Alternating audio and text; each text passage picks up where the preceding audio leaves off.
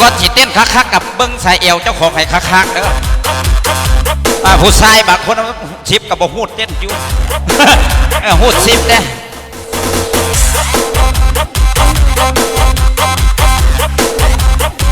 เฮ้หนักห้องไปหาผู้สาวบ่ระวังเสียตัวเด้อจะบอกตอนนี้ฮอบแล้วก็ฮอบอีกมอบเป็นความบังคับเชิญให้พี่น้องเป็นระบบสามัคคีนะระบบสามัคคีฮอบต้องไปนี้ขอจัดเป็นเกียรติให้แกจากใจจริงของท่านทานในบ้านเมืองเพียง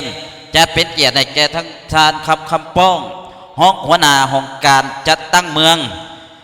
สำหรับคุณฟอสขอเชิญทั้งภรรยาของเพื่อนเองอุดหนุนมาแล้ว20,000 กีบวัดมีแต่โดนแล้วบอกมีแววว่าสิได้ปัจจัยตั้งแต่ทางเข้าวัดมีแต่ไงหาพวกมาใส่ไม้ขอบประตูหน้าต่างพุทธกะหังศาลากะหังว่าสิบ่ให้พระอึดว่าสันว่าหัวใจสวงบ่หัวซาปัจจิว่าหาพระป่าบ่ได้ว่าที่ทอดกฐินใส่ว่าสิไปจังหันคอยเสิร์ชทางภรรยาของท่านขับป้องนะให้เกียรติกับฝันสุขวิธีวันจันทร์ใส่ว่าสิมีหมกหัวต้มไก่หากินในมุกอีหัวใส่ว่าสิมีหมูหันใส่ว่าสิให้เทศกันเลยไปใส่ว่าสิแป้งดอกหัวมาให้อยู่ใส่ละอยู่ใส่นอนเจริญพรหากินมุกอีหัวตุ้มไก่น้องงัวน้องควายพอได้สาธุก็ได้ทางภรรยาของทั้งท่านขับป้องหัวหน้าของการจะตั้งเมืองเพิ่นมาเป็นทีมห้อยของเชิญพอนี้ให้เกียรติบทเสร็จน้ำทั้งท่านขับป้องของคณะจะตั้งเมืองเพื่อนนำพระบทเสริญระบุษาเมื่อกี้คำนี้กับมวลน้ำกันทั้งพี่น้องบรรดาเกียรติที่เกียรติทุกท่านเนาะไอ้บ้าสาว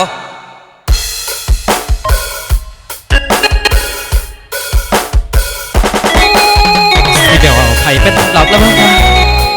ที่พาไปการเขียดพี่น้องนะเขียดออกแล้วเด้อพี่น้องเด้อกดตกแล้วนะกับมวลน้ำกันเด้อทุกตัวทุกตังนะ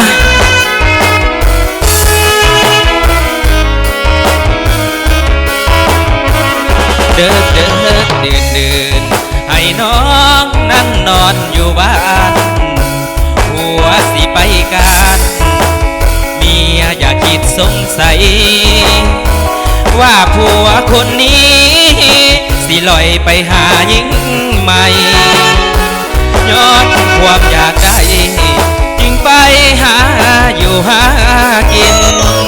บางเถื่อนุพินได้ยินคำคนเขาว่าว่าผัวของเจ้าไปล้มผู้สาวต่างถิ่นอย่าเสือเขาเด้อย้ำเขาว่าให้ได้ยิน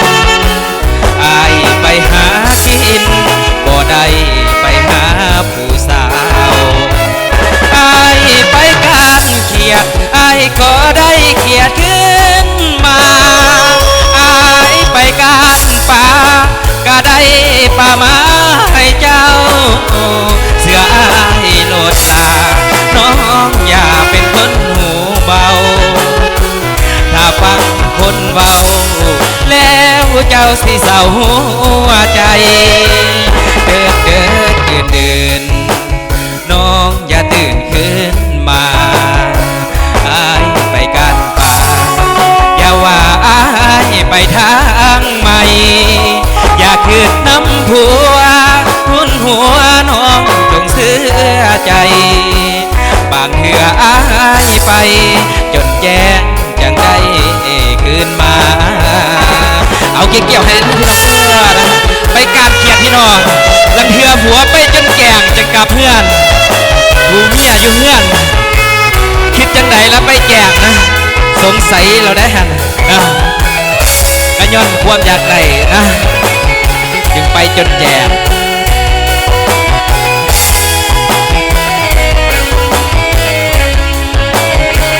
อายไป ายก็ได้เขียดขึ้นมาอายไปการป่าก็ได้ป่ามาให้เจ้าเสืออายโลดตาน้องอย่าเป็นคนหูเบาถ้าฟังคนเบาแล้วเจ้าสิเศร้าหัวใจเดินเดินเดินเดินน้องอย่าตื่นขึ้นมาอายไปการป่าอย่าว่าอายไปทางใหม่อย่าขึ้นน้ำผัวทุนหัวน้องจงเสื้อใจบางเถื่ออายไป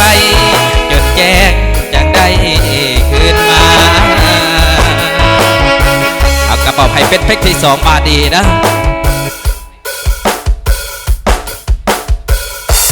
บ่ไปสองคนนั้นเพลงเอารับกันเด้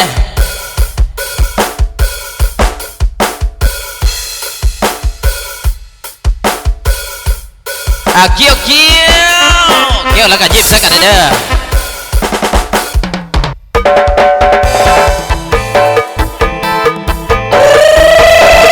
เจ้าเขาเจ้าเขา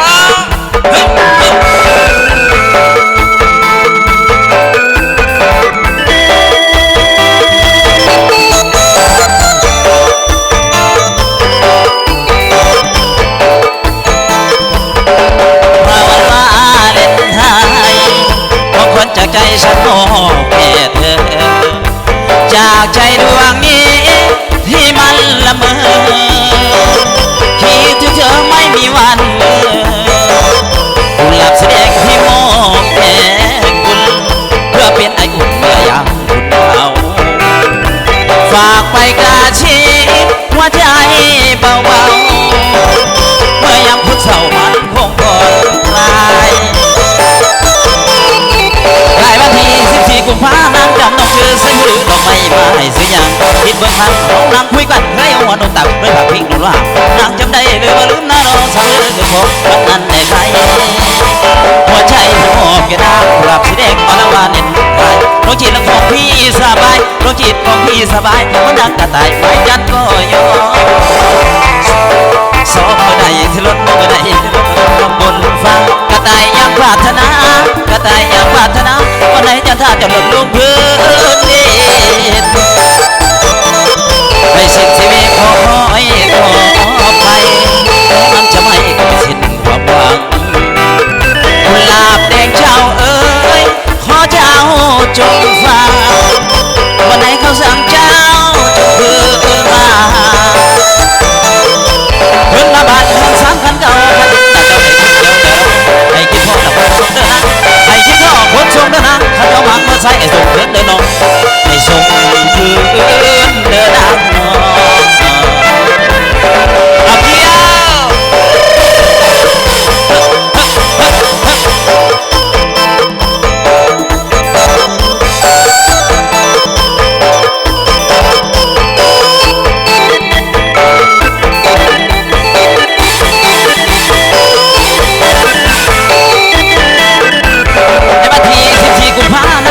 ชื่อเสือหรือดอกไม้มาให้ซื้อยังคิดว่าข้างหลังนางคุยกันเพื่อยังรอนึกตักให้เผื่อพี่หนุ่มหล่อนางจำได้หรือว่าลืมหน้าน้องเธอบอกวันนั้นเด็กใครหัวใจพี่มอบแก่นางหลับสีแดงหัวลังวาเล่นไทยน้องจีละของพี่สบายน้องจีละของพี่สบายมันดังกระต่ายไม้จันก็ยอมซ้อมในเธอล้นในเธอล้นละดอกยำบนฟ้ากระต่ายยังปรารถนากระต่ายยังปรารถนาวันไหนจันทราจะหล่นลงพื้นดินไม่ชิดชีวิตขอคอยต่อไปแม้มันจะไม่ก็สิ้นความหวังกุหลาบแดงเจ้าเอ๋ยขอเจ้าจงฟังวันไหนเขาสั่งเจ้าจงคืนมาเพิ่งมาบ้านทั้งสามคันเก่าไม่ถ้าจะไม่เกินให้คิดพ่อเราคนส่งเดินนะให้คิดพ่อคนส่งเดินนะเขาจะมังมาใส่ส่งเดิน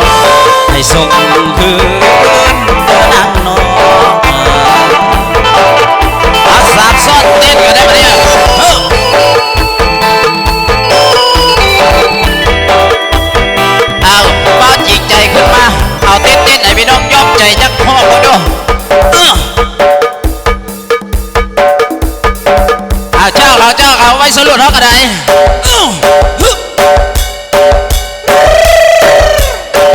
อาบ้าปีกใหญ่ขึ้นมาใส่ว่าสิบ่ทีมกันขอบใจนะรางวัลทีมน้ำใจอาวิไลเอาให้ส่งเพื่อนเอาขอเสียงหัก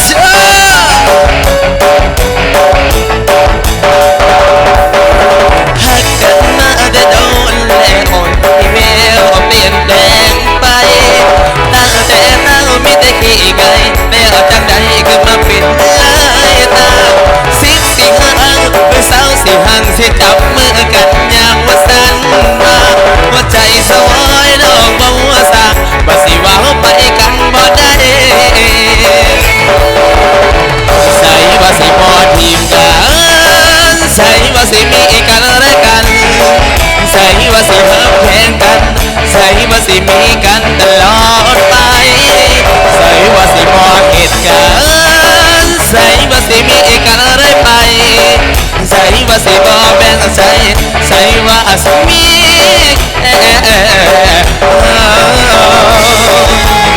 เจ้าอันนี้ใส่ว่าสิบ่เห็นกัน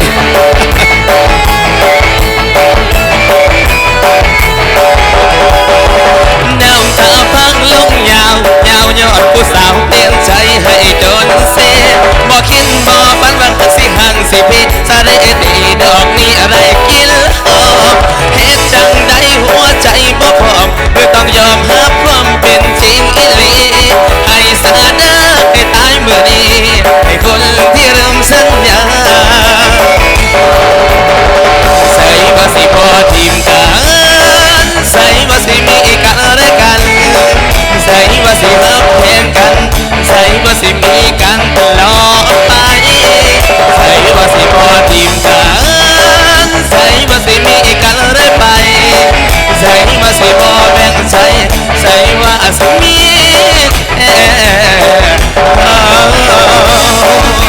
ขอเสียงคนโสดขอเสียง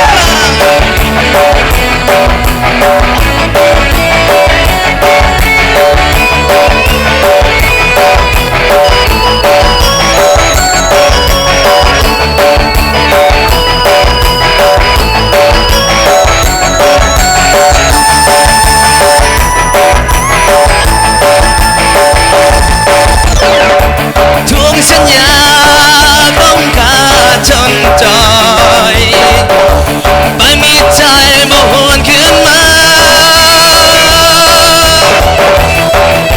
ใส่ว่าสิบ่ทีมกันใส่ว่าสิมีกันและกันเป็นกันตลอดไปใส่ว่าสิบ่ทีมกันใส่ว่าสิมีกันเรื่อยไปใส่ว่าสิบ่แบ่งใส่ว่าสิมี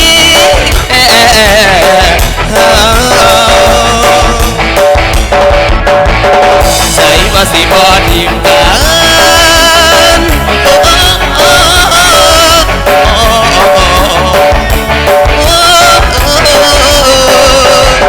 ใส่ว่า